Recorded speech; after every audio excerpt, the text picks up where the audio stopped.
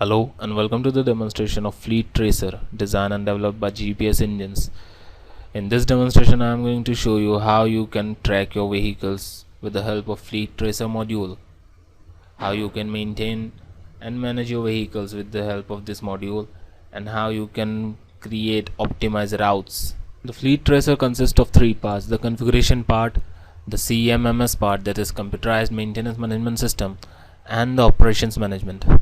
First, we'll start with the configuration part. As you can see, I have already created few demo vehicles. I am going to select any one of them. In the configuration part, you can maintain the management details of a vehicle. As you can see here, you can maintain the manufacturing details, the year in which the vehicle was manufactured, the make, the model, the class of the vehicle, etc, etc. Then there is the purchase detail. Here you can maintain the purchase detail of the vehicle: at which date it was purchased from whom, what was the invoice number of the purchase, the purchase value, the odometer statement at the time of purchase, what is the warranty of the vehicle, what is the mileage of the vehicle, the financial details, etc. Then there comes the fuel and maintenance part. Here you can fill in the odometer statement, the fuel which is used, and the fuel tank capacity. Then there is this important one, device detail. Basically, if you want to track a vehicle with the GPS functionality, all you have to do is associate a vehicle with a GPS device. This device can be a GPS dedicated device or an Android smartphone. As you can see, I have already associated a GPS device here. When I click on this green arrow, it is going to redirect me to a website which is designed and developed by GPS Engines. This website is designed and developed by GPS Engines, or you can say Pragmatic GPS Tracking Systems. Here in this website you can track your vehicle on a Google map. As you can see, it is a Google map and it's showing you the information about the tracking of the vehicle, the date at which the vehicle was tracked, the time, the GPS coordinate, that is the latitude and the longitude, the speed at the time of tracking, and the address. The speed is showing 0.0 miles because it is stationary right now. Here you can do all the administrative tasks. You can go to a previous date and see the history of the vehicle. You can change the GMT time zone. You can create reports. You can do administrative tasks. You can create accounts, create user. You can create vehicles. You can add vehicles into a group. Let's get back to the Fleet Tracer demo. The next step here is the device history tab. Here you can see the history of the vehicle from the time it was created. You can see the device ID, from which device the vehicle was located, the account ID, the date at which the vehicle was located, the time, the geopoint coordinate, the latitude and the longitude, the speed, altitude, odometer statements, and the address. Next is the CMMS part. In the CMMS part, we create templates, and these templates are assigned for the work order task. Then there is the operation management part. Here the first one is the fuel log part. In the fuel log you can maintain every kind of detail regarding the fuel of the vehicle, the log details, the fuel station from where the fuel was filled in, the date at which the fuel was filled in, the invoice number, name of the vehicle, the odometer statement of the time when the fuel was filled in the vehicle, the employee who is responsible for this, the driver at that time, the quantity of the fuel filled in, the total cost and the cost per liter, the general details, etc, etc.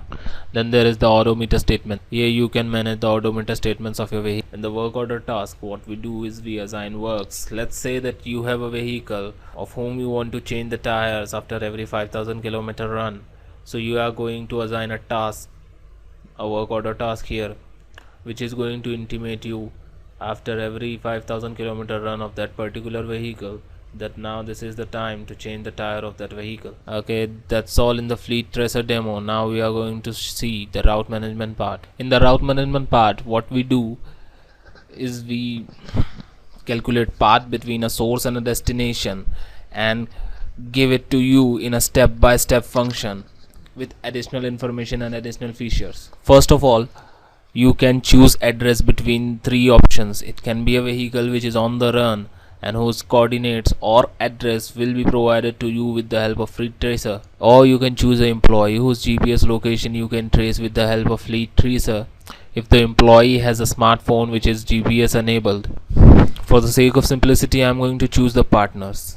Let us say our source address is somewhere in Belgium. I have selected Centrale de Achat BML. And let us say our destination address is somewhere in United Kingdom. I have chosen a street Kilsby of Northamptonshire. Now I'm going to calculate the route between these two paths. I'll click on the get path button, and as you can see, it has generated a path, a step-by-step path from La Monreal, Belgium. As you can see, it reads head north, then take a left turn, continue, turn right, etc, etc, and in a 34-step path it has reached to United Kingdom. If you want to see this on map, you can click on this button and it is going to generate a map for you. As you can see, it has redirected us to a Google Maps where you can see the map between these two points. Back to the Fleet Tracer. Also notice the distance in kilometers that it is showing in here is 530 kilometers. Now the feature here is this. As you can see, these are the contacts which can be taken into consideration while traveling from Belgium to United Kingdom, as these are the contacts I can include in my path. So if I say that I am ready to deviate like 150 kilometers from my actual path, then if any of these customer is available in the new generated path, then I might go to them also. So now, as I have filled in 150 in here, I am going to click on this button, the partners in path. It is going to calculate the distance of each partner from the current path, and if the partner is lying in a radius of less than 150 kilometers, it is going to include it in path. Let's see how many partners are there available. Okay, this is the list of the partners which are available. So I'm going to include okay, and someone from here, and Lewis Wonk from Namur. Now as I have included 3 customers, so I'm going to click on the final path button. Now remember that the distance of our original path was 530 kilometers, and now I'm going to click on the final path button. It is going to generate a path which is starting from our source destination and ending at the destination of the partner who is the farthest, including all the 4 of the other customers. Now as you can see, the final path has been generated and the distance of the final path is 693 kilometers, and this is the final path starting from Brussels, Belgium up to Verviers, Belgium, and from Verviers, Belgium up to Chaussée de Namur, and from there Belvet Candy, and from there Northamptonshire, United Kingdom. And if you want to see the graphical map, you can click on this button. It will redirect you to the Google Maps, and as you can see, starting from A we went to B, then C, then D, and then back to E.